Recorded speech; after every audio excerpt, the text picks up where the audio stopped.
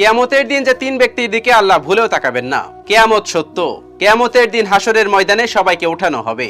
যারা এই দিন বিচারে পাশ করবে তারা আল্লাহর অনুক্রমে জান্নাতে যাবে, আর যাদের বিচার শেষ করে পাপের পাল্লা ভারী হবে তারা যাবে জাহান্নামে। কিয়ামতের দিন আল্লাহ তারা তিন ব্যক্তির সাথে কথা তো বলবেনই না, তাদের দিকে ফিরেও তাকাবেন না। এমনকি তিনি তাদের গুনাহ থেকে পবিত্রও করবেন না, এবং তাদের জন্য রয়েছে কষ্টদায়ক শাস্তি। তাদের মধ্যে এক নাম্বার হলো যারা টাকনুর নিচে কাপড় ঝুলিয়ে পড়ে। নাম্বার 2, যে ব্যক্তি মিথ্যা কসম খেয়ে ব্যবসার পণ্য বিক্রি করে।